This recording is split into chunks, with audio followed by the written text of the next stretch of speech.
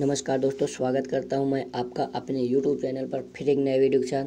दोस्तों, जैसा कि हम अपने पिछले वीडियो में आपके लिए मोस्ट इम्पोर्टेंट क्वेश्चन लेकर आए थे इन्वायरमेंटल स्टडीज से रिलेटेड, जो कि आपके हर साल आने वाले एग्ज़ाम में पूछे जाते हैं और लगातार ये एग्ज़ाम में पूछे जा रहे हैं।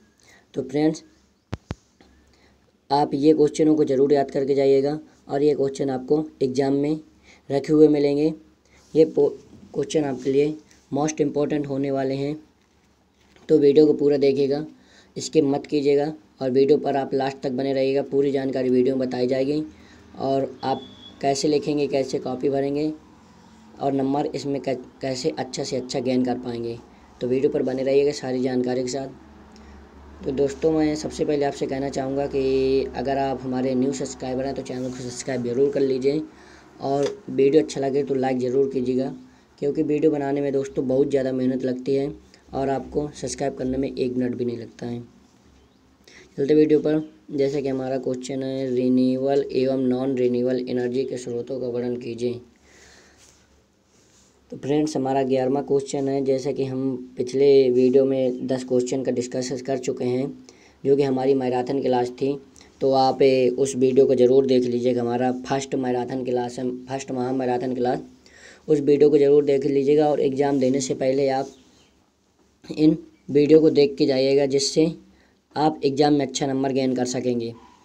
तो इसके बाद हमारे ये क्वेश्चन बच गए थे, तो इनके बारे में हम डिस्कस कर लेते हैं और ये सारे क्वेश्चन के आंसर भी मैं आपको बताऊंगा और इसका PDF हमारे टेलीग्राम पर मिल जाएगा। तो मैं लास्ट में आपको बता दूंगा आपको कैसे टेलीग्राम पर मिलेगा, क्या करना पड़ेगा। तो वीडियो पर बने रहेगा और वीडियो को देखिए। जैसा कि रिन्यूएबल एवं नॉन रिन्यूएबल एनर्जी के स्रोतों का वर्णन कीजिए। तो देखते हैं हम रिन्यूएबल एनर्जी और नॉन रिन्यूएबल एनर्जी। हमारा 11वां क्वेश्चन है। तो 11वां क्वेश्चन फ्रेंड्स आता है हमारा रिन्यूएबल एनर्जी। तो रिन्यूएबल जो आपकी एनर्जी होती है, देख लेते हैं। इसको हिंदी में कहते हैं पुनर्नवीन हो सकने वाला। यानी फ्रेंड्स, मैंने आपको अपने पिछले वीडियो में बताया था और अभी बता दे रहा हूँ। आपका जो ये हिंदी है, इसका इंग्लिश भी आप ज़रूर याद कर लीजिएगा और इंग्लिश का हिंदी भी याद कर लीजिएगा, क्योंकि कभी कभी एग्ज़ाम में इंग्लिश से पूछ लिया जाता है तो आप हिंदी जानते हैं तो नहीं क्वेश्चन का आंसर दे पाते हैं और आपको डाउट होने लगता है कि हम कौन सा क्वेश्चन का आंसर दें। और अगर आप हिंदी याद किए रहते, इंग्लिश नहीं आपको याद रहता, तो आपको थोड़ा आपका माइंड जो रहता है तो आप सोच में पड़ जाते हैं। तो इसलिए आप दोनों चीज़ याद करके चलिएगा। तो देखते हैं हम फ्रेंड्स, बढ़ते हैं क्वेश्चन की ओर। इस विभाजन के अंतर्गत क्षेत्र सभी स्रोत, जिसमें सौर ऊर्जा, आणविक ऊर्जा, विद्युत ऊर्जा, जल ऊर्जा, भूतापीय ऊर्जा एवं अन्य इसी प्रकार से उत्पादित हो सकने वाली ऊर्जा को शामिल किया जा सकता है, जिसे हम रिन्यूएबल सोर्स कहते हैं। फ्रेंड्स, इसका मतलब है जो हमारा रिन्यूएबल सोर्सेस या पुनर्नवीन हो सकने वाले हैं, तो इसमें फ्रेंड इसके अंतर्गत हम स्रोत से, जैसे सौर ऊर्जा हो गई हमारी, सौर प्लेट से प्राप्त होने वाली सौर ऊर्जा, और विद्युत ऊर्जा यानी बिजली वाली, जल से प्राप्त होने वाली ऊर्जा जल ऊर्जा, भूतापीय ऊर्जा, इन सभी को इसी प्रकार उत्पादित कर सकने वाली ऊर्जा में शामिल किया जाता है, जिसे पुनर्नवीन हो सकने वाला यानी रिन्यूएबल सोर्स कहते हैं। अब हम आते हैं नॉन रिन्यूएबल सोर्स में। तो नॉन रिन्यूएबल सोर्स में क्या है फ्रेंड्स, आप हो सके तो ये क्वेश्चन आप अपने कॉपी में नोट भी करते जाइएगा, क्योंकि क्या होता है दोस्तों कि जो कभी कभी हमें जो चीज़ें याद करने से याद नहीं होती है और हमें वो चीज़ कोई बता देता है, तो हमें सुनने से काफ़ी चीज़ें याद हो जाती हैं। तो इसलिए आप इसको सुनते भी जाइएगा, क्योंकि माने कि अगर आप इसको सुनेंगे, ये वीडियो हमारा देखेंगे और इसको सुनेंगे, तो मैं आपसे कहता हूँ कि आप जितना देखेंगे वीडियो, उसमें से आप कम से कम 50% मार्क्स गेन कर पाएंगे। और हो सके तो इन क्वेश्चनों को आप लिखते चलिएगा मेरे साथ में, ताकि बोलते हैं कि जो चीज़ आप याद करते हैं उसको आप लिख के अगर याद करते हैं तो आपको जल्दी याद हो जाता है।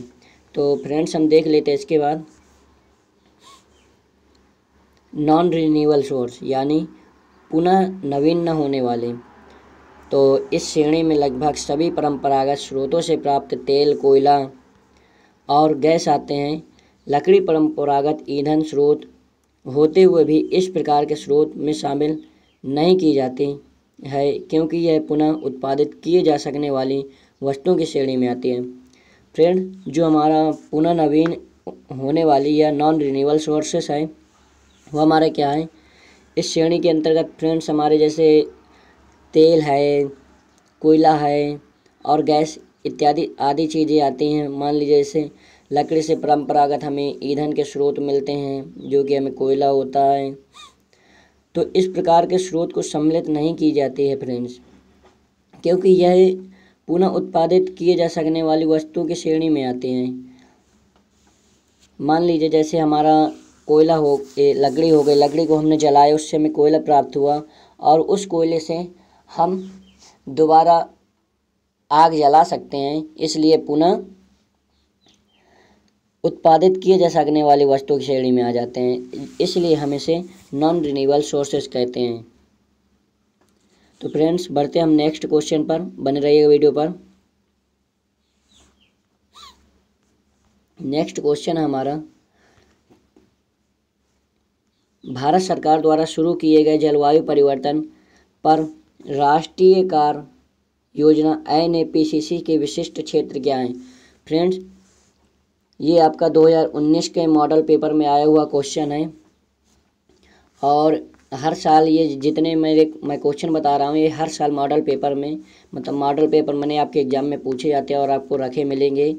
तो इन क्वेश्चनों को आप याद करके जाइएगा। देखिए जैसा कि आप देख भी सकते हैं दिसंबर 2019 का आपका जो पर्यावरण अध्ययन का तृतीय सेमेस्टर का पेपर हुआ था उसका सॉल्व पेपर है। ये आप देख भी सकते हैं जो आपका ये क्वेश्चन भी आया हुआ है।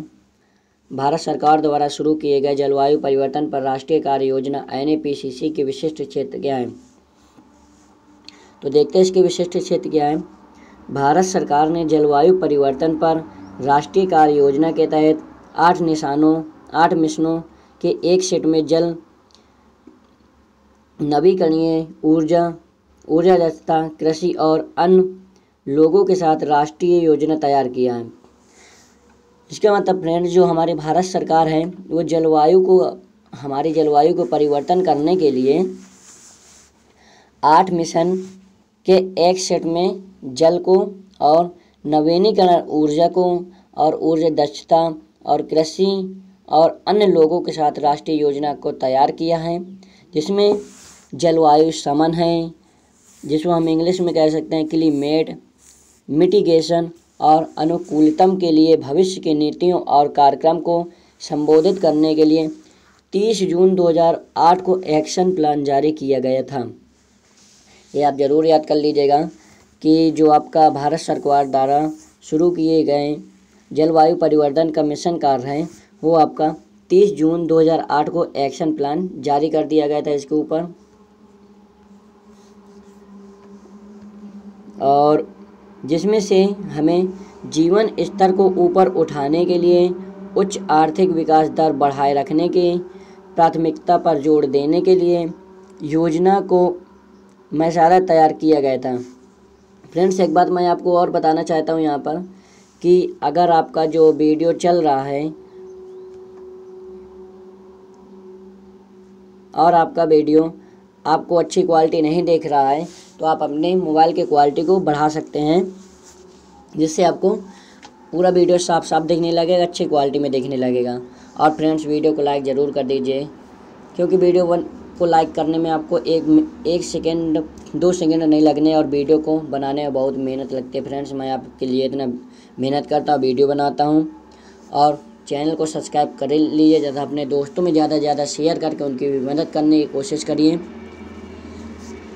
तो फ्रेंड्स, जैसा कि हमने इसमें पढ़ा कि जो हमारा जलवायु परिवर्तन मिशन है तो हमारे ये जीवन को ऊपर उठाने के लिए हमारे उच्च आर्थिक विकास की दर बढ़ाए रखने की प्राथमिकता पर जोर देने की योजना का एक मसौदा तैयार किए गए, यानी एक योजना तैयार की गई।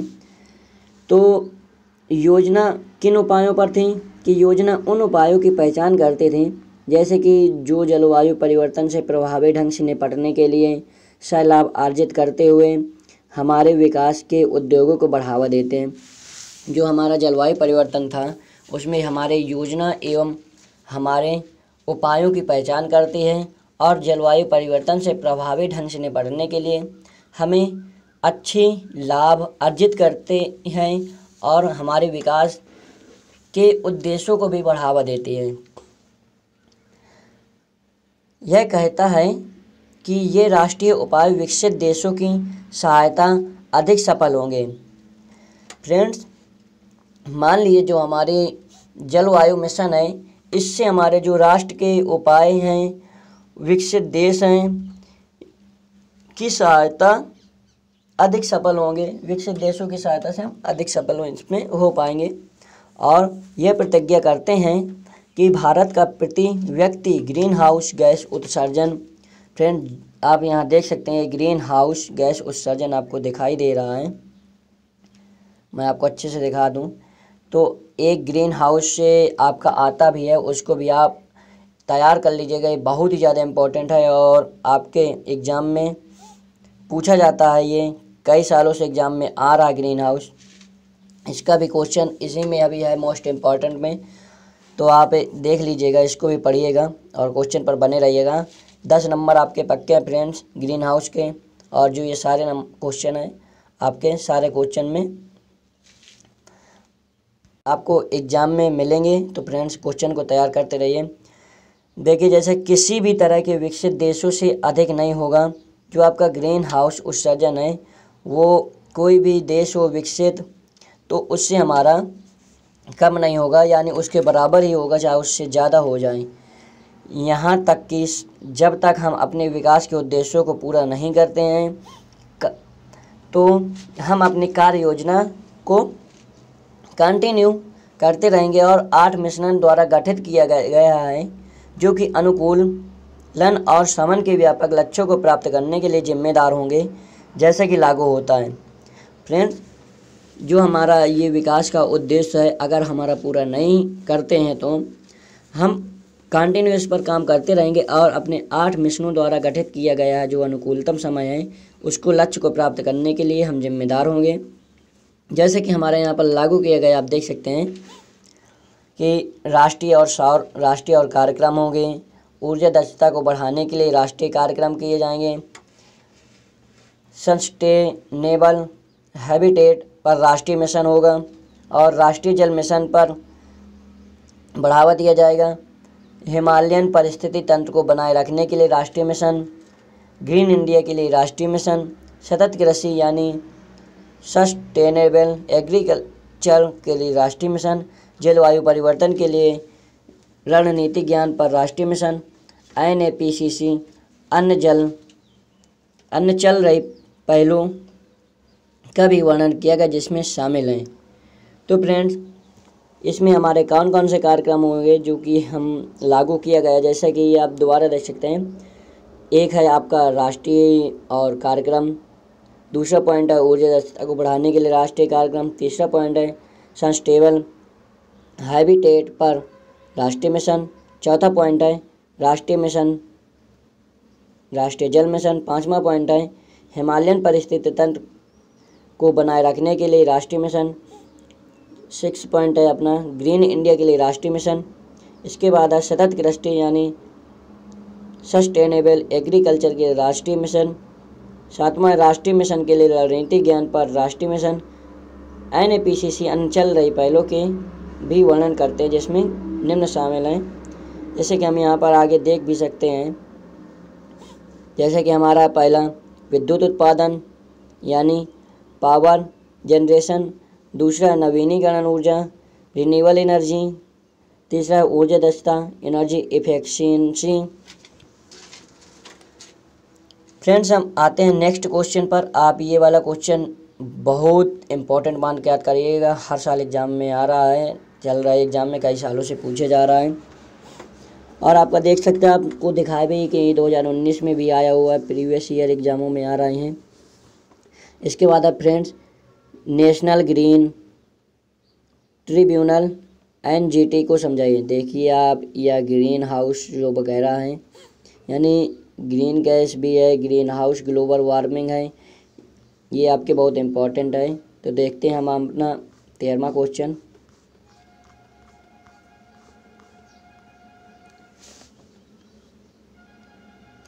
फ्रेंड्स 13वां क्वेश्चन हमारा जो हमने देखा था ग्रीन ट्रिब्यूनल यानी नेशनल ग्रीन ट्रिब्यूनल, आप इसे बोल सकते हैं NGT। इसे आप क्या समझते हैं, विस्तार बताइए। ये आपका आया हुआ है 13वां क्वेश्चन।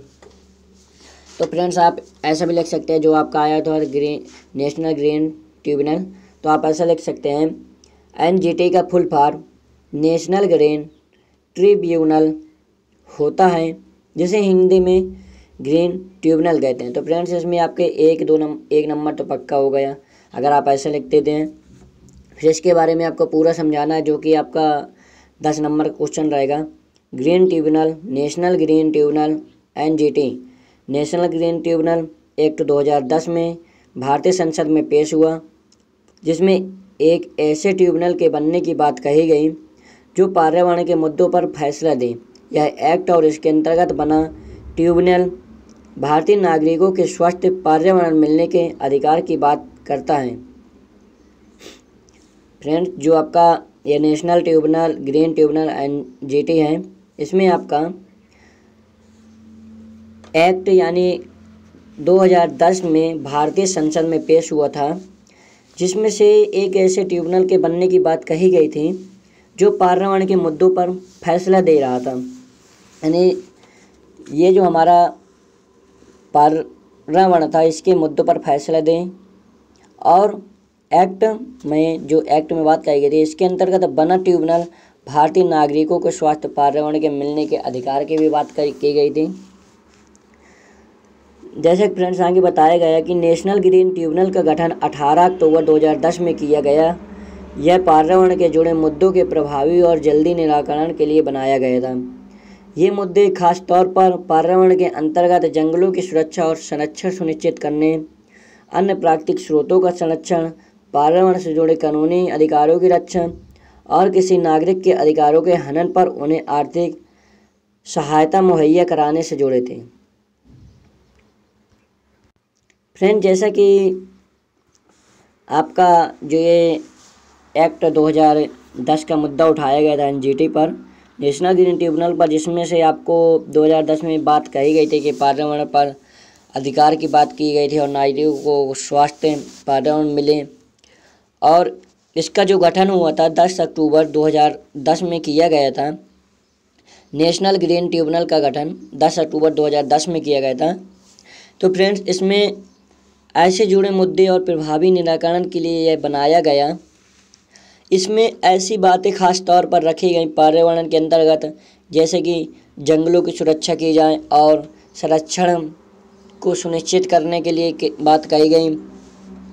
अन्य प्राकृतिक स्रोतों का संरक्षण, पर्यावरण से जुड़े जो हमारे कानूनी अधिकारों के उनकी रक्षा की बात रखी गई और किसी नागरिक के अधिकारों को हनन पर उन्हें आर्थिक सहायता मुहैया कराने से जुड़े ऐसी बातें रखी गई कि जो हमारे नागरिक हैं उन्हें आर्थिक रूप से सहायता प्राप्त की जाए।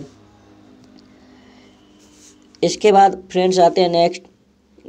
नेशनल ग्रीन ट्रिब्यूनल को खास तौर पर ऐसे अधिकार दिए गए जिनके इस्तेमाल से पर्यावरण से जुड़े विवाद सुलझाए जा सकें।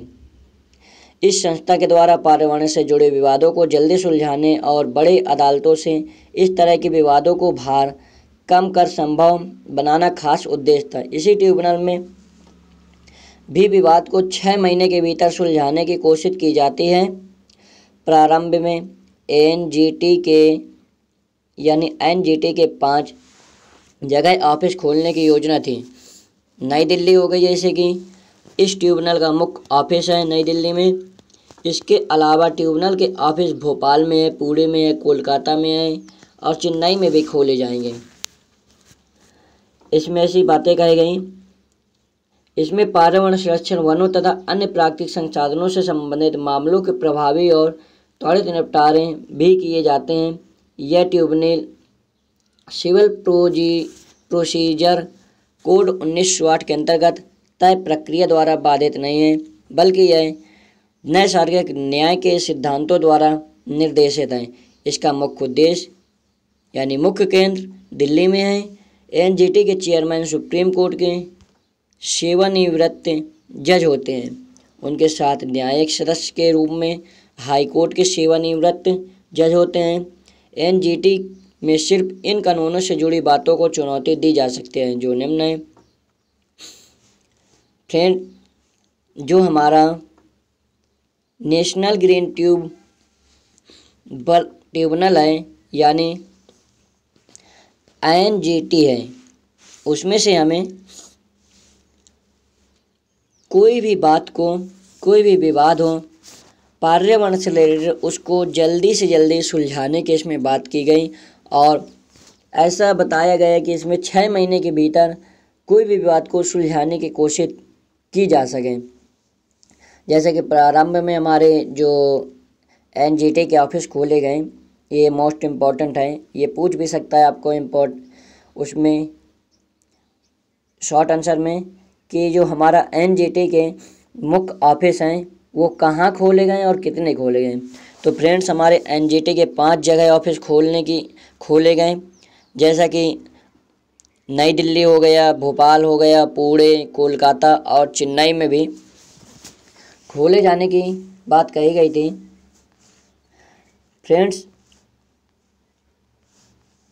देखिए जो कि ग्रीन हाउस था, इसमें सबसे पहले तो हमारा 2010 में भारतीय संसद में यह पेश हुआ था। इसके बाद इसमें पर्यावरण के विषय में कई मुद्दों पर बात रखी गई थी और इसके अंतर्गत भारतीय नागरिकों के स्वास्थ्य में पर्यावरण मिलने के अधिकार की भी बात रखी गई थी और इसका गठन 18 अक्टूबर 2010 में किया गया था और जिसमें पर्यावरण से जुड़े मुद्दों के प्रभावी और जल्दी निराकरण के लिए इसको बनाया गया था। यह मुद्दे मान लीजिए जंगलों, जैसे जंगल हो गए, संरक्षण सुनिश्चित करने के लिए, प्राकृतिक स्रोतों का संरक्षण के लिए, पर्यावरण से जुड़े कानूनी अधिकारों की रक्षा और किसी नागरिक को अधिकारी को हनन पर उन्हें आर्थिक सहायता मुहैया कराने के लिए जुड़े थे। नेशनल ग्रीन ट्रिब्यूनल को फ्रेंड्स, इससे जुड़े जो विवाद हैं पर्यावरण से, उसको जल्द से जल्द सुलझाने की बात भी रखी गई थी, यानी जो हमारे विवाद होंगे उसको 6 महीने के भीतर सुलझाने की कोशिश करने की बात रखी गई थी। और फ्रेंड्स, इसमें हमारा जो नेशनल ग्रीन ट्रिब्यूनल है, यह सिविल प्रोसीजर कोड 1908 के अंतर्गत प्रक्रिया द्वारा बाधित नहीं है। दोस्तों, इसमें से प्राकृतिक से जुड़े संसाधनों से संबंधित मामलों के प्रभावी कोई भी हों, उनको तुरंत निपटाने के लिए किए जाते हैं। यह नैसर्गिक न्याय के सिद्धांतों पर निर्देशित है। इसका मुख्य जो केंद्र फ्रेंड्स दिल्ली में है, यानी नई दिल्ली बोल सकते हैं, नई दिल्ली में है। इसके एनजीटी के चेयरमैन सुप्रीम कोर्ट के सेवानिवृत्त जज होते हैं और न्यायिक सदस्य के रूप में जो हमारे बैठते हैं हाई कोर्ट के सेवानिवृत्त जज होते हैं। एनजीटी के सिर्फ इस कानून से जुड़ी बातों को चुनौती दी जा सकती हैं। फ्रेंड्स, इसके बाद हम आते हैं नेक्स्ट क्वेश्चन पर, तो वीडियो पर बने रहिएगा और इसका पीडीएफ फ्रेंड्स मैं अपने यूट्यूब चैनल के डिस्क्रिप्शन बॉक्स में टेलीग्राम का लिंक डाल दूंगा, तो आप वहां से जाकर ले सकते हैं और वीडियो को आप देखते रहिएगा। लेक्चर बहुत ही इंपॉर्टेंट होने वाला है और इसमें आपके सारे जो क्वेश्चन इसमें दिए गए हैं 1 से 10 तक, ये हर साल एग्ज़ाम में पूछे जा रहे हैं, प्रीवियस ईयर एग्ज़ाम में आए हुए हैं, तो इनको सारे क्वेश्चन आप तैयार कर लीजिएगा और इसका आप पीडीएफ भी पढ़ सकते हैं, हमारे टेलीग्राम पर हम डाल देंगे और लिख भी सकते हैं, आप इसको लिख कर भी पढ़ सकते हैं। नेक्स्ट क्वेश्चन आता है हमारा, ग्रीन हाउस ग्लोबल वार्मिंग का कारण कैसे बनती है। जो हमारी ग्रीन हाउस होती है ग्लोबल वार्मिंग का कारण कैसे बनती है, तो देखते हैं फ्रेंड्स जो हमारी ग्रीन हाउस वो ग्लोबल वार्मिंग का कारण कैसे बनती है हम पढ़ेंगे। अगर फ्रेंड्स कोई भी इनमें से ये इम्पोर्टेंट क्वेश्चन में कोई भी क्वेश्चन लेक्चर में आपको नहीं मिल पाता तो आप ज़रा भी परेशान ना होइएगा। इसका लिंक मैं मतलब PDF डाल दूँगा अपने टेलीग्राम पर, तो आप वहाँ से भी ले पाएंगे और अपने से भी इसको लर्न कर पाएंगे।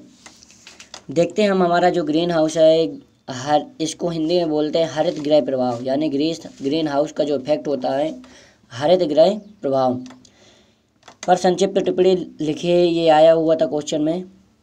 तो देखते हैं जो हमारे ग्रीन हाउस है, वातावरण में मानव जनित कार्बन ऑक्साइड में आवरण प्रभाव के कारण पृथ्वी की सतह के प्रगामी तापन के हरित गृह प्रभाव कहते हैं इसको। जैसा कि आप ये डायग्राम देख सकते हैं, इसमें से आपको दर्शाया गया है।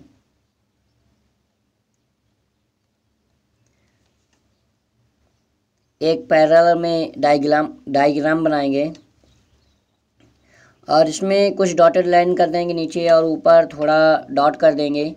इसमें से हमारा हो जाएगा इनकमिंग सोलर रेडिएशन 0.2 से लगा के 4 mm का होगा और यहाँ से हम एक लाइन डालेंगे जो कि इसके नीचे तक आएगी और इसी के ऊपर से एक एरो निकाल देंगे और एक सोलर रेडिएशन वाली रिफ्लेक्टेड लाइन होगी जो कि हमारे सूर्य से टच करती होगी, यानी सूर्य की रोशनी लेती है।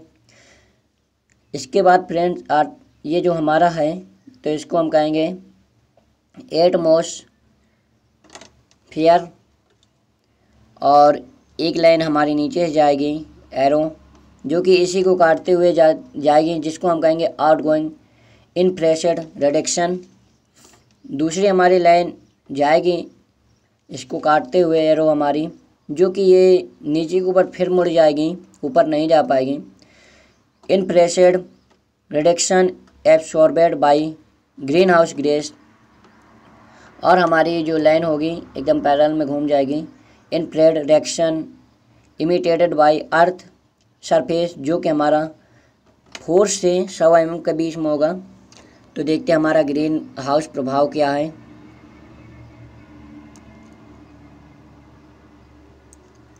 तो वायुमंडल का CO2, जैसा कि आप जानते हैं कि जो हमारा वायुमंडल का CO2 स्तर है औद्योगिक पूर्व के स्तर 280 ppm से बढ़कर सन 2000 में लगभग 368 ppm हो गया। मान लीजिए जो हमारा वायुमंडल का CO2 का औद्योगिक स्तर था वो 280 ppm था, जो कि 2000 में लगभग 268 ppm हो गया है। इसी प्रकार CO2 यानी carbon dioxide, CH4 methane, N2 nitrogen oxide तथा CFSC आदि गैसों की सांद्रता भी वायुमंडल के निचले भाग से बढ़ती जा रही हैं। ये गैसें विविधरणीय यानी रिएक्टिव रूप से सक्रिय होते हैं। इन्हें ग्रीन हाउस गैसें भी कहते हैं। फ्रेंड्स, अब आपके एग्जाम में आ जाता है कि ग्रीन हाउस गैसें किनको किनको कहते हैं। तो हमारे जो ग्रीन हाउस की गैसें हैं हमारे जैसे CO2 हो गई, CH4 हो गई, N2O तथा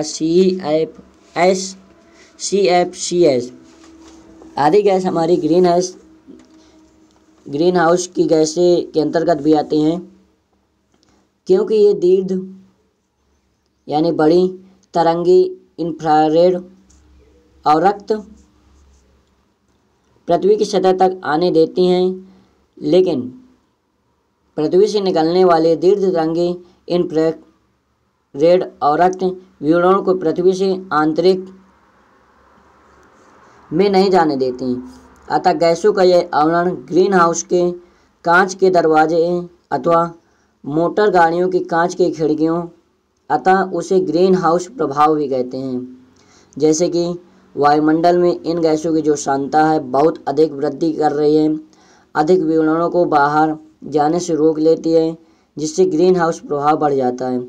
इसके परिणाम स्वरूप विश्व के औसत तापमान में होने वाली वृद्धि, इस प्रकार विश्व के तापमान में वृद्धि होने वाली वृद्धि को विश्व के तापमान वृद्धि अर्थात ग्लोबल वार्मिंग भी कहते हैं। फ्रेंड्स, इसी को हम ग्लोबल वार्मिंग भी कहते हैं। जैसा कि आप देख सकते हैं तापमान में वृद्धि या ग्लोबल वार्मिंग भी कहते हैं।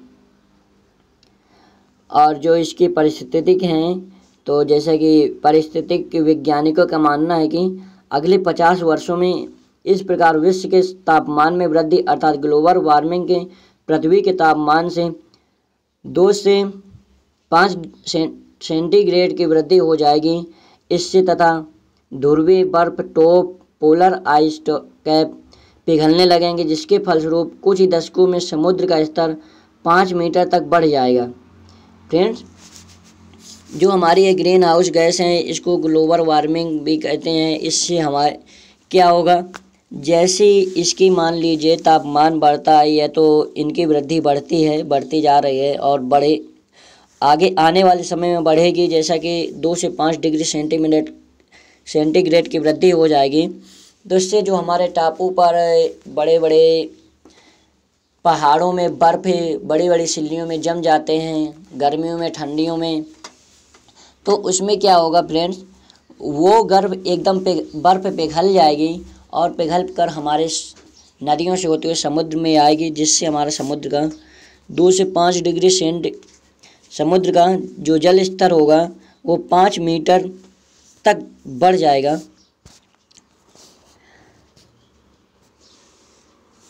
जल पृथ्वी के निम्न क्षेत्रों में प्रवेश कर जाएगा और ये जल हमारे पृथ्वी के अलग अलग भागों में प्रवेश कर जाएगा, जैसे किसी घरों में घुस जाएगा, शहर के किनारों में, और जो हमारे समुद्र तट के किनारे बसे हुए शहर हैं जैसे कि कोलकाता है, मुंबई है, ढाका है, शंघाई है तथा विश्व भर और बहुत से तटीय शहर जल अप्रबलित हो जाएंगे। यानी अगर ऐसा होता फ्रेंड्स, और ये इफेक्ट इन गैसों का पड़ता जाएगा और ये गैसें से जो हमारा टेम्परेचर है वो बढ़ता जाएगा, तो इससे आगे आने वाले समय में हमारी जो पृथ्वी है उससे पृथ्वी को भारी नुकसान होगा और कई शहर इसकी चपेट में आ जाएंगे। फ्रेंड्स, इसके बाद हमारा नेक्स्ट क्वेश्चन है, उसको देख लेते हैं, जो कि हमारा 15वां क्वेश्चन है। तो फ्रेंड्स, ऐसे हम ग्रीन हाउस से जो हमारा उससे हम प्रभाव से बचा जा सकता है और ग्लोबल वार्मिंग का जो कारण बनते हैं। इसके बाद ओजोन परत में कमी से आप क्या समझते हैं। तो फ्रेंड्स, देखते हैं जो हमारी ओजोन परत है उसकी जो कमी है उसमें से हमें क्या इन्फॉर्मेशन मिलती है और ओजोन परत की कमी को हम कैसे दूर कर सकते हैं। तो देख सकते हैं आपकी ओजोन परत की कमी से आप क्या समझते हैं, ये आपका क्वेश्चन भी आया हुआ है। या तो फिर फ्रेंड्स ये भी आ सकता है, ओजोन परत में कमी से होने वाले प्रभावों को समझाइए। तो हमारा जो ओजोन परत में कमी है, यानी इंग्लिश में आपको इसको कहेंगे ओजोन लेयर डिप्लेक्शन, इसको कहेंगे हम पराबैंगनी विकिरण समताप मंडल स्ट्राटोस्फेयर में ओजोन का O2 का O में प्रकाशिक वियोजन कर देती है, लेकिन O2 तथा O तेजी से मिलकर O3 बना देती है। यह ओजोन गतिकी पराबैंगनी विकिरण की ऊर्जा को ऊष्मा के रूप में बिखरा देती है। O3 के उत्पादन तथा नष्ट हो जाने के बीच एक संतुलन स्थापित हो जाता है, जिसके फलस्वरूप समुद्र तल से 20 से 26 किलोमीटर ऊपर समताप मंडल के ओजोन परत की स्थायी दशा शांता स्टेडी स्टेट कंसंट्रेशन बन जाती है। यह ओजोन ढाल की तरह कार्य करती है और पृथ्वी के जीवों को सशक्त पराबैंगनी विकिरण के हानिकारक प्रभाव से बचाते हैं। फ्रेंड्स, पहले हम इसको पढ़ लेते हैं, फिर इसके बारे में हम बताएंगे आपको और डिस्कस करेंगे। जैसे कि हमारा क्लोरोफ्लोरोकार्बन, मीथेन तथा नाइट्रस ऑक्साइड समताप मंडल में चले जाते हैं और वहां ओजोन को नष्ट कर देते हैं। यह ओजोन परत में कमी ओजोन लेयर डिप्लेक्शन कहलाती है। क्लोरोफ्लोरोकार्बन का प्रभाव सबसे अधिक घातक होता है। जो हमारा क्लोरोफ्लोरोकार्बन होता है इसका प्रभाव सबसे अधिक खतरनाक होता है, जो हमारी पराबैंगनी किरणों की उपस्थिति में सक्रिय क्लोरीन, Cl तथा ClO मूलक उत्पन्न करते हैं। ये मूलक उत्प्रेरणी रूप से ओजोन को नष्ट करके उसे ऑक्सीजन में परिवर्तित कर देते हैं। मीथेन तथा नाइट्रस ऑक्साइड भी ओजोन को नष्ट करते हैं। हम यहाँ पर देख सकते हैं फ्रेंड्स, यहाँ पर एक ओजोन परत का चित्र बनाया गया है, जो कि आप एग्ज़ाम में अगर इसको बना देंगे तो अगर आप लिखते भी नहीं हैं तो एग्जामिनर आपको अच्छे खासे नंबर दे देगा चित्र को देखकर। और फ्रेंड्स, सबसे ज़्यादा महत्वपूर्ण इस समय चित्र होता है। एग्ज़ाम में आप कोई भी चित्र बना देता है उसके बारे में बता देते हैं, उसमें नंबर अच्छे खासे मिल जाते हैं। जैसे कि आप देख सकते हैं ओजोन परत का ह्रास और कुप्रभाव, यानी ओजोन परत जो हमारी है अब क्षय हो रही है और इस पर क्या प्रभाव पड़ रहा है। यहाँ से हमारे ऊपर से आते हैं सूर्य की पराबैंगनी किरणें, जो कि ओजोन परत पर आती हैं। वायुमंडल में 20 से 28 किलोमीटर पर ओजोन की परत में छेद हो गया है। यहाँ पर ये दिखाई दे रहा है कि यहाँ पर छेद है। वायुमंडल में 20 से 28 किलोमीटर पर ओजोन की परत में छेद है और ये ओजोन परत है। सूर्य की पराबैंगनी किरणों का वायुमंडलीय ओजोन परत द्वारा शोधन किया जा रहा है।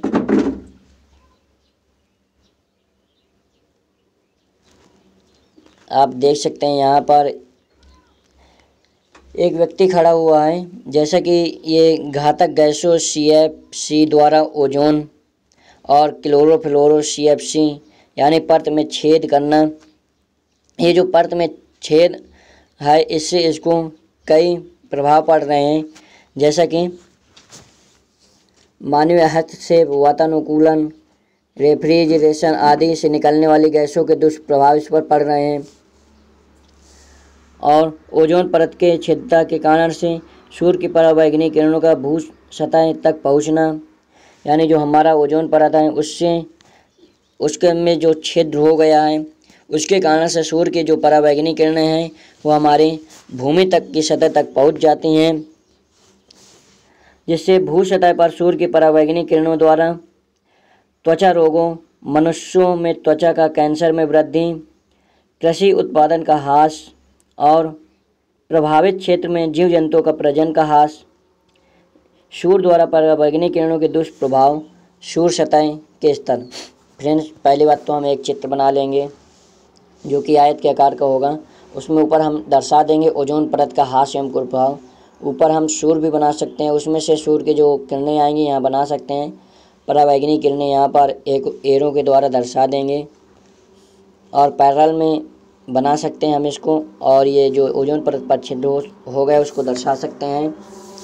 जैसा कि वायुमंडल में 20 से 28 किलोमीटर पर ओजोन परत में छेद है, उसको भी यहाँ पर छेद दर्शा देंगे। और ऐसा हम कुछ डॉटेड लाइन करके यहाँ को उसको बंद कर देंगे। ओजोन परत यहाँ पर दर्शा देंगे कि हमारी ओजोन परत है जिसमें ये छेद दिखाई दे रहा है आपको, जिससे ये छेद से होने वाली कई गैसें घातक प्रभाव करती हैं, ये नीचे से जाती हैं, जो कि घातक गैसों के CF द्वारा ओजोन का जो अपक्षय हो रहा है, क्लोरोफ्लोरो CF है जो परत में छेद हो रहा है।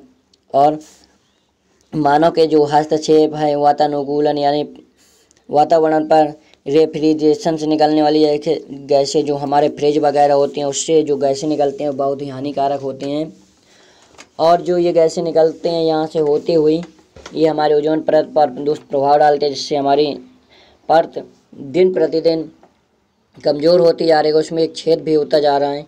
और यहाँ पर एक पैरेलल बना देंगे और यहाँ से एक ओजोन परत का जो एरो बना देंगे कि हमारी यहाँ से ओजोन परत आई है। ओजोन परत में छिद्रता के कारण सूर्य की पराबैंगनी किरणों का भू सतह तक पहुँचना, ये पृथ्वी मानिए पृथ्वी बना देंगे, मिट्टी वगैरह बना सकते हैं और दिखा देंगे कि हमारी ओजोन परत पृथ्वी तक पहुँच रही है यहाँ से होते हुए एरो के द्वारा, जिसमें से भू सतह पर यहाँ पर दर्शा देंगे कि भू सतह पर पराबैंगनी किरणों द्वारा आ रही है, जिसमें से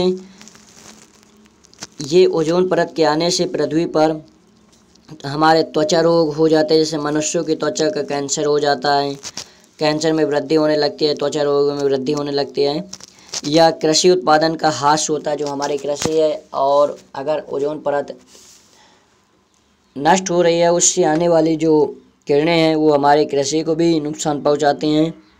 प्रभावित क्षेत्र के जीव जंतुओं में प्रजनता का भी ह्रास होता है, जो कि हमारे सूर्य द्वारा परावैंगनी किरणों के बहुत ही दुष्प्रभाव हैं, जो कि हमारी ये ओजोन परत इसका सामना करते यानी कई परतें वो रोकती है। अगर हमारी ओजोन परत दिन प्रतिदिन नष्ट होती गई तो आने वाले समय में लोगों का प्रजनन कम हो जाएगा और उससे हमारी कृषि भी कम हो जाएगी और लोग कई तरह की बीमारी भी होने लगेगी। इसके बाद जैसे कि आप देख सकते हैं 1956 से 1970 के दौरान बसंत ऋतु में अंटार्कटिका के ऊपर ओजोन परत की मोटाई 280 से 235 डप्सन यूनिट DU यानी 1 DU बराबर 1 ppb होता है। 1 DU बराबर याद कर लीजिए 1 ppb होता है। आपका शॉर्ट आंसर में पूछ सकता है कि 1 DU बराबर कितना ppb होता है, तो 1 ppb होता है। से घटकर 1979 में 225 DU तथा 1985 में 120 DU रह गई। बाद में ओजोन परत की मोटाई में निरंतर कमी आती गई और 1994 तक लगभग 94 DU तक कम हो गई। बसंत ऋतु में ओजोन परत की मोटाई में आने वाली कमी को ओजोन छिद्र कहा जाता है। ओजोन छिद्र को सबसे पहले 1985 में अंटार्कटिका के ऊपर देखा गया था। आर्कटिक क्षेत्र के ऊपर भी ओजोन छिद्र के होने की पुष्टि 1990 में कर दी गई। ओजोन परत की कमी के प्रभाव देखते हैं। जो हमारी ओजोन परत है उसमें क्या कमी से उस पर प्रभाव पड़ रहे हैं, तो इस कमी को हम कैसे रोक सकेंगे। ओजोन परत के पतले हो जाने से पृथ्वी की सतह पर पहुंचने वाली परावैंगनी बीटा UV बीटा में वृद्धि हो जाती है। इसके फलस्वरूप निम्न प्रक्रियाएं होती हैं। जैसा कि हमारा ये प्रभाव पड़ता है, देख ली पहले इसका हम डिस्कस कर लेते हैं कि हमारा ये क्या क्या चीज़ें ओजोन परत में आती हैं और कैसे पृथ्वी को पर प्रभाव डालते हैं और उस पर दुष्प्रभाव डालकर उसको नष्ट कर रही हैं। जैसा कि आप देख सकते हैं कि जो हमारे ओजोन परत है वो उस पर कमी कैसे हो रही है। जो हमारी परावैंगनी किरणें है सूर्य से निकलने वाली रोशनी को समताप मंडल में ओजोन को यानी O2 ऑक्सीजन में प्रकाशित वियोजन कर रही है, जिससे हमारी ऑक्सीजन तेज़ी से O3 बना देती है, यानी ओजोन बना देती है। ऑक्सीजन O के साथ संयोग करके ओजोन परत बना देती है O3। ओजोन गतिकी परावैंगनी विकिरण की ऊर्जा को ऊष्मा के रूप में बिखेर भी देती है, जिससे हमारी ओजोन उत्पादन को नष्ट हो रहा है। और समुद्र में 20 से 26 किलोमीटर ऊपर समताप मंडल के ओजोन परत की स्थायी दशा शांता बन रही है। ओजोन ढाल की तरह कार्य करती है और पृथ्वी के जीवों में सशक्त परावैंगनी विकिरणों के हानिकारक प्रभाव से बचा रही है। जैसे हमारा हो गया क्लोरोकार्बन, मीथेन तथा नाइट्रस ऑक्साइड समताप मंडल में चले जाते हैं और वहाँ ओजोन को नष्ट कर देते हैं। जो हमारा नीचे से जाता है फ्लोरोकार्बन हो गया, मीथेन हो गया, नाइट्रस ऑक्साइड समताप मंडल यानी पृथ्वी में जाते हैं और जो हमारी ओजोन परत है उसको नष्ट करते हैं। ओजोन परत की कमी से हमें फ्लोरोकार्बन का प्रभाव सबसे अधिक घातक होता है, जो हमारे परावैंगनी किरणों में उपस्थित है में सक्रिय क्लोरीन Cl तथा ClO के मूलक उत्पन्न करते हैं। मूलक उत्प्रेरक रूप से ओजोन को भी नष्ट कर रहे हैं, जिससे ऑक्सीजन में परिवर्तित कर देते हैं। मीथेन तथा नाइट्रस ऑक्साइड भी ओजोन को हमारे नष्ट कर रहे हैं। अब इसके प्रभाव क्या हैं वो भी देख लेते हैं।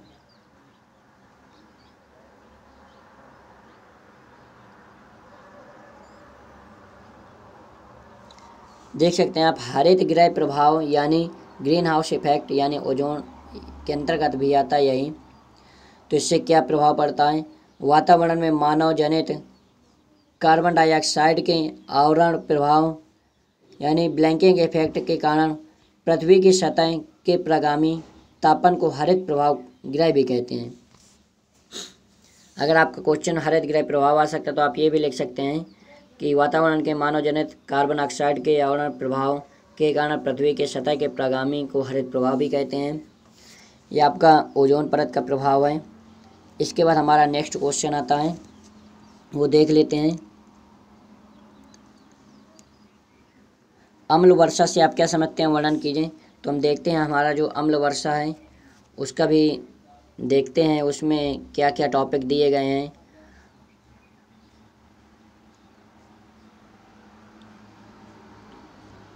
जो कि हमारा नेक्स्ट क्वेश्चन है 16 नंबर का, अम्ल वर्षा। इसको इंग्लिश में ये भी आ सकता है कि एसिड रेन से आप क्या समझते हैं। तो फ्रेंड्स इंग्लिश भी याद कर लीजिए, अम्ल वर्षा एसिड रेन। अम्ल वर्षा स्थूल रूप से अम्ल वर्षा के कुछ तरीके कहलाते हैं। जो कि हमारी अम्ल है तो वो वर्षा के कुछ तरीके कहलाते हैं, जिनके द्वारा वायुमंडल को अम्ल पृथ्वी पर निक्षेपित होते हैं। अम्ल निक्षेपण में आर्द्र तथा शुष्क निक्षेपण सम्मिलित हैं। आर्द्र निक्षेपण उस अम्लीय जल को कहते हैं जो वर्षा, कोयले तथा बर्फ द्वारा प्राप्त होता है। वर्षा के जल की पीएच समान रूप से 5.0 होती है। 7.05 पीएच मान वाला जल तटस्थ जल कहलाता है। यानी जो हमारी अम्ल वर्षा होती है, इसको हम ये भी कह सकते हैं कि जो हमारा कोयला वगैरह ठंडियों में होता है, इससे जो कोयले से जो बर्फ द्वारा प्राप्त होता है थोड़ा थोड़ा, तो उसे अम्ल वर्षा कहते हैं, जिसका पीएच समान रूप से 5.0 होता है और 0.05 पीएच वाला मान जल तटस्थ जल यानी नेचुरल वाटर भी कहलाता है। अब अम्लीय दृष्टि की प्रक्रिया, इसका जो डायग्राम है वो देख लेते हैं कैसे अम्लीय वर्षा होती है। जैसा कि आप यहाँ पर डायग्राम में देख सकते हैं कि सबसे पहले हम ऊपर एक बादल बना देंगे अम्लीय दृष्टि की प्रक्रिया के लिए। बादल बनाने के बाद 2-4 एरो बना देंगे, जिसमें हमारा H2CO3 जाएगा और जल की बूंदें जो होंगी धीरे धीरे जलवाष्प पे H2O से आती हुई हमारी आएंगी पृथ्वी पर। गंधक का अम्ल H2SO4, शोरे का अम्ल HNO3। अम्लीय वर्षा सूर्य का जो प्रकाश है ये यहाँ से जाएगा ऊपर की ओर। और फ्रेंड्स मान लीजिए कि यहाँ पर हमारा आ जाता है औद्योगिक एवं ईंधन, घरेलू ईंधन द्वारा, कारखाना, वाहनों द्वारा। सबसे पहले हम एक गोला बना देंगे, ये सर्किल। तो इसमें 53% कार्बन मोनोऑक्साइड, 14% सल्फर डाइऑक्साइड और 12% नाइट्रोजन ऑक्साइड, 5% कालिकाएँ और 15% हाइड्रोजन। यहाँ से हमारी ऑक्सीजन O2 जाएगी। O2 से जाते हुए ये C के साथ क्रिया करके CO2 बना लेगी और जल वाष्प पर ये जल को बाहर निकाल देगी। और जल बाहर निकालने के बाद ये तीनों का मेल होते हुए H2CO3 का होल ट्वाइज H2CO3 कोष्ठक बंद करके 2 लगा देंगे और ये बना लेगी। इसके बाद आता है जो हमारा ये जल आएगा यहाँ से धीरे धीरे होता हुआ वायुमंडल का अम्लीय जल। यहाँ से जो हमारा नाइट्रोजन होगा, नाइट्रोजन ऑक्साइड जाएगा NO2, जो सूर्य के प्रकाश से सूर्य का अम्ल HNO3 बना लेगा अम्लीय वर्षा से। तो हमारा जो ये कुछ केमिकल रिएक्शन होंगे तो इनको लिख लेंगे। 2C + O2 बराबर 2CO, 2CO + O2 arrow 2CO2, H2O + CO2 arrow H2CO3। गंधक का अम्ल सल्फ्यूरिक अम्ल, जो कि हम X का रिएक्शन करेंगे, H + O2 reaction, SO2 2SO2 + O2 reaction का चिन्ह बनाएंगे। 2SO3 + 2H2O = 2H2SO4। सोडिक अम्ल नाइट्रिक ऑक्साइड के साथ, तो N2 + O2 = 2NO, 2NO + 2O2 = 2NO3, 2NO3 + 2H2O = 2HNO3, plus O2 हमारा निकल जाएगा। सबसे पहले हम कार्बनिक अम्ल के साथ क्रिया करेंगे जिसमें 2C प्लस O2 हो जाए, जो कि हमारा 2CO बना लेगा। फिर इसी 2CO को ऑक्सीजन के साथ दोबारा क्रिया करा देंगे, फिर ये बनाएगा 2CO2 बनाएगा। फिर इसको 2CO2 को जल के साथ क्रिया कर देंगे तो H2CO3 बना लेगा। गंधक का अम्ल लगाएंगे, सल्फ्यूरिक अम्ल H के साथ क्रिया करेंगे O2 के तो SO2 बनाएगा। फिर इसी SO2 को O2 के साथ यानी ऑक्सीजन के साथ क्रिया करेंगे 2SO3 बना लेगा। फिर इसी SO3 को जल के साथ क्रिया कर देंगे तो 2H2SO4 बना लेगा। अब यहाँ 2 वगैरह लगा देते हैं तो रिएक्शन को संतुलित करने के लिए लगा देते हैं। इसके बाद जो अम्लीय वर्षदृष्टि की प्रक्रिया है तो उसको देख लेते हैं। 7.0 से कम pH होने पर जल अम्लीय तथा अधिक होने पर क्षारीय हो जाता है।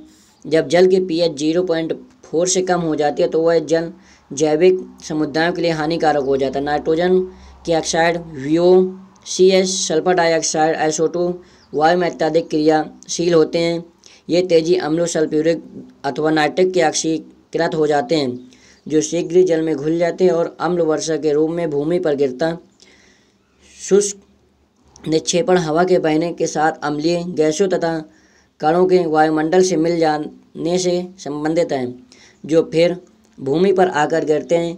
अम्ल वर्षा इमारती सामग्री तथा कपड़ों आदि में क्षति पहुँचाती हैं।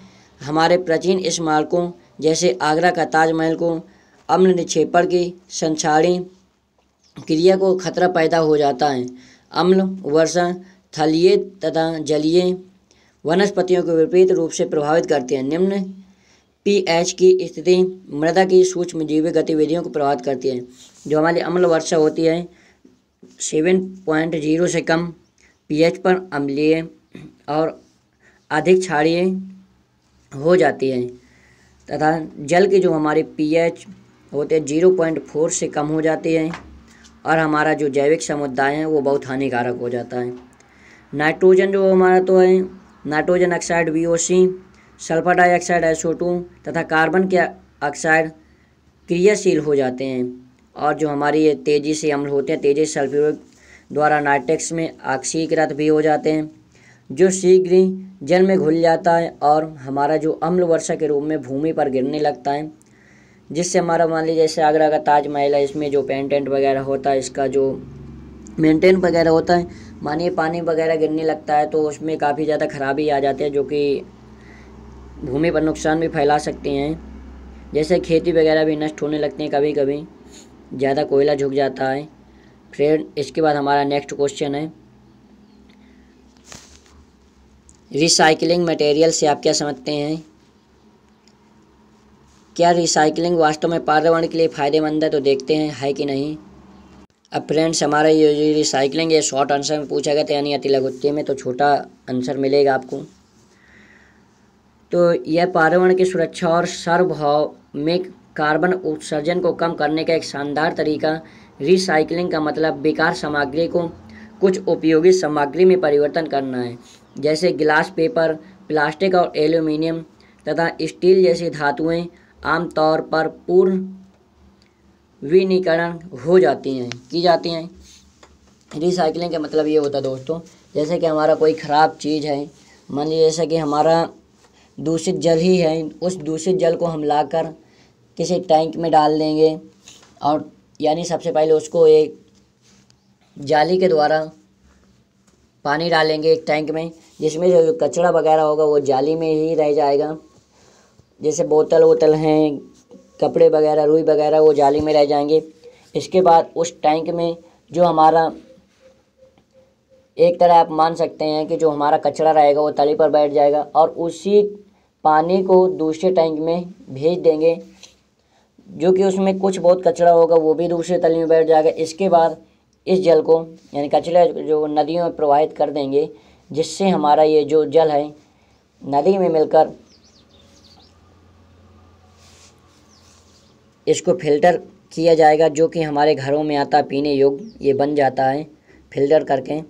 तो रिसाइकलिंग का मतलब ये है कि जो हमारी ख़राब वस्तु है, बेकार वस्तु हैं, उनको दोबारा से हम अच्छे कर सकते हैं और हमारे योग्य बन सकते हैं। इसके बाद हमारा नेक्स्ट क्वेश्चन है, पर्यावरण को नियंत्रित करने के कानून को स्पष्ट कीजिए। तो इसका कानून क्या है देख लेते हैं। पर्यावरण को नियंत्रित क्या कानून बनाए गए हैं देखते हैं फ्रेंड्स। पर्यावरण को नियंत्रित करने के कानून जो हमारे हैं इनको स्पष्ट करेंगे, जिसको इंग्लिश में कहते हैं लेजिस्लेशन ऑफ कंट्रोल इन्वायरमेंटल, यानी इन्वायरमेंटल कैसे कंट्रोल कर सकते हैं। पर्यावरण को नियंत्रित करने के कानून, जैसे कि आप जानते हैं आज विश्व में पर्यावरण का संरक्षण, बचाव एवं सुधार एक मुद्दा है, चाहे वह भौतिक पर्यावरण हो या फिर जीव वैज्ञानिक पर्यावरण हो। भौतिक पर्यावरण के अंतर्गत मृदा, जल एवं वायु आते हैं और जीव पर्यावरण के अंतर्गत सभी जीवित वनस्पति, जीव जंतु आते हैं। जैसा कि आप जानते हैं कि जो हमारा पर्यावरण है विश्व का एक संरक्षण है, जिसमें हम इसमें से काफ़ी सारे सुधार और बचने के उपाय पर मुद्दा लाते रहते हैं। मुख्य रूप से यह तो हमारा जो पर्यावरण है वो पृथ्वी की ओर से यानी प्राकृतिक रूप से प्राप्त हो रहा है, यह तो चाहे हम बना रहे हों या जीव वैज्ञानिक पर्यावरण हो जो कि जीवों के लिए बनाया जाता है, प्राप्त होता है।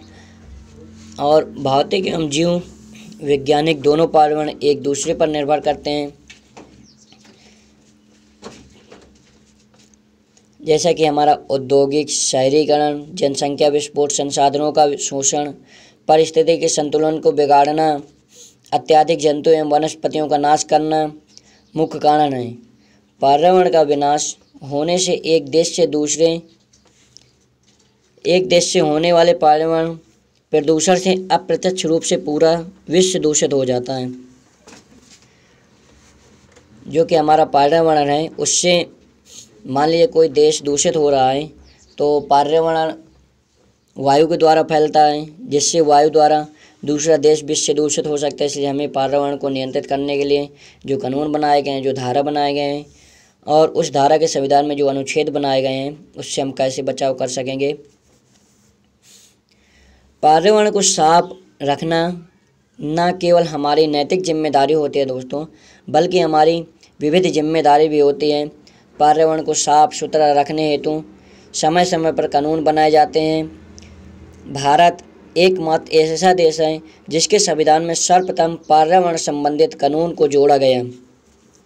हमारा भारत ही यानी इंडिया एक ऐसा देश था जिसको पर्यावरण संबंधित कानून के अंतर्गत जोड़ा गया था सबसे पहले, वो भी जिसमें भारतीय संविधान के अनुच्छेद 51A में लिखा गया है कि भारत के प्रत्येक नागरिक का यह कर्तव्य है कि वह देश के वनों, झीलों, नदियों तथा वन सहित प्राकृतिक पर्यावरण का संरक्षण तथा सुधार करें एवं सभी प्रणालियों के प्रति करुणा रखें। पर्यावरण को स्वच्छ बनाए रखने के लिए सन 1972 में स्टॉकहोम में 113 देशों में संयुक्त राष्ट्र संघ का सम्मेलन हुआ, जिसमें कहा गया मानवीय पर्यावरण का संरक्षण तथा सुधार एक मुख्य मुद्दा है जिसमें संपूर्ण मानव जाति के खुशहाली एवं आर्थिक विकास जुड़ा है। अतः सभी देशों के सरकारों एवं विश्व के प्रत्येक व्यक्ति का यह कर्तव्य एवं जिम्मेदारी है कि वह मानवीय पर्यावरण के संरक्षण एवं सुधार हेतु एकजुट होकर सुधार करें, जिसमें भावी पीढ़ियों का हित हो। जो हमारा पर्यावरण को है उसको स्वच्छ बनाने के लिए हमारा जो संविधान था, यानी संविधान के अनुच्छेद 51 में लिखा गया था कि भारत के प्रत्येक नागरिक का यह कर्तव्य है कि वह देश के वनों, झीलों, नदियों तथा वन्य जीव सहित प्राकृतिक पर्यावरण का संरक्षण तथा सुधार करें एवं सभी जीवित प्राणियों के लिए प्रति करुणा रखें। पर्यावरण को स्वच्छ बनाने के लिए सन 1972 में स्टॉकहोम में 113 देशों में संयुक्त राष्ट्र संघ का सम्मेलन भी हुआ था, जिसमें से संपूर्ण मानव जाति को खुशहाली एवं आर्थिक विकास से जोड़ा गया था और सभी देशों के सरकारों एवं विश्व के प्रत्येक व्यक्ति का यह कर्तव्य एवं जिम्मेदारी भी दी गई थी कि एकजुट होकर भावी प्रणाली का हित हो सके और वो पर्यावरण को संरक्षण से रख सकें। पर्यावरण सुधार समय समय पर विभिन्न कानून बनाए गए। वो कौन से कानून बनाए गए? पहला कानून है जैसे कीटनाशक एक्ट 1968, दूसरा वन्य जीव संरक्षण एक्ट 1972, तीसरा जल प्रदूषण निवारण एवं नियंत्रण एक्ट 1974, चौथा है वन संरक्षण अधिनियम 1980, वायु प्रदूषण निवारण एवं नियंत्रण एक्ट 1981, पर्यावरण संरक्षण एक्ट 1986। ये हमारे कानून बनाए गए जो कि सुधार करने के लिए बनाए गए थे। कीटनाशक एक्ट बनाया गया जिसमें 1968 में, और दूसरा बनाया गया वन्य जीव संरक्षण एक्ट जो कि 1972 में बनाया गया। तीसरा जल प्रदूषण निवारण एवं नियंत्रण एक्ट जो कि 1974 बनाया गया। वन संरक्षण अधिनियम जो कि 1980 में बनाया गया। जलवायु निवारण एवं नियंत्रण एक्ट जो कि 1981 में बनाया गया। पर्यावरण संरक्षण एक्ट जो कि 1986 में बनाया गया। इसके बाद हमारा नेक्स्ट क्वेश्चन आता है 19वां नंबर। इसके बाद हमारा लास्ट क्वेश्चन बतेगा 20वां। तो देख लेते हैं फ्रेंड्स इसको भी। जल प्रदूषण निवारण एवं नियंत्रण एक्ट, वायु प्रदूषण निवारण तथा नियंत्रण एक्ट, पर्यावरण संरक्षण अधिनियम को समझाइए 1986 के अंतर्गत। तो देखते हैं दोस्तों, जो कि हमारा जल प्रदूषण निवारण एवं नियंत्रण एक्ट 1974 के अंतर्गत है, इसका विस्तार से समझाइए। ये क्वेश्चन भी आपका आ सकता है, अलग अलग क्वेश्चन भी आ सकते हैं। तो हम देखते हैं जल प्रदूषण निवारण एवं नियंत्रण एक्ट 1974 में, यानी the water prevention and control of pollution act 1974 बोल सकते हैं आप इसको। इसमें आपका जल प्रदूषण निवारण एवं नियंत्रण एक्ट 23 मार्च 1974 को पारित हुआ। इसका मुख्य उद्देश्य यह था कि जल के वास्तविक संगठन यानी स्वरूप को बनाए रखना और उसमें प्रदूषण को रोकना। जल के विषय में कहा जाता है कि जल ही जीवन है। सब कहीं आपको लिखा हुआ मिलेगा, जहाँ भी जल लिखा हुआ होगा पेयजल, तो आपको वहाँ ज़रूर देखिएगा। अगर गौर करके देखेंगे तो वहाँ लिखा होगा ऊपर कि जल ही जीवन है, यानी जल हमारे जीवन के लिए बहुत महत्वपूर्ण है। परंतु जल तेज़ी से दूषित हो रहा है। जल प्रदूषण से न केवल हमारे पृथ्वी भूमि जल, इसके साथ साथ भूमि तल जल भी प्रदूषित हो रहा है, यानी ग्राउंड वाटर, ये भी हमारा प्रदूषण हो रहा है। जैसे कि हम जानते भी हैं कि स्वस्थ रहने के लिए स्वच्छ जल का होना अत्यंत आवश्यक है, परंतु विविध औद्योगिक इकाइयों एवं घरों से निकला कचरा ठोस एवं द्रव के रूप में जल के वास्तविक गुणों को अवगुणों में बदल देता है, जिस कारण विभिन्न प्रकार के जल में उत्पन्न रोगों का जन्म होता है। स्वास्थ्य की इन समस्याओं को देखते हुए केंद्रीय प्रदूषण नियंत्रण बोर्ड ने राज्य एवं केंद्र स्तर पर निम्नलिखित प्रयास इस प्रकार किए हैं। बहुत से सारे प्रयास किए हैं, जैसे कि फर्स्ट पॉइंट में हम लिख सकते हैं जल प्रदूषण से संबंधित सभी आंकड़ों को वार्षिक रिपोर्ट केंद्रीय बोर्ड द्वारा भेजी जाती है। सेकेंड पॉइंट में हम लिख सकते हैं जल प्रदूषण को रोकने हेतु सभी औद्योगिक इकाइयों में दूषित जल संवर्धन प्लांट होने की पुष्टि करना तथा उनके यहाँ के निस्तारण जल के सैंपल की जांच भी करना, और सैंपल की जांच करने के बाद प्रदूषण स्तर अधिक पाए जाने पर 10,000 रुपये तक का जुर्माना, 3 माह की कैद या दोनों का प्रावधान हो सकता है।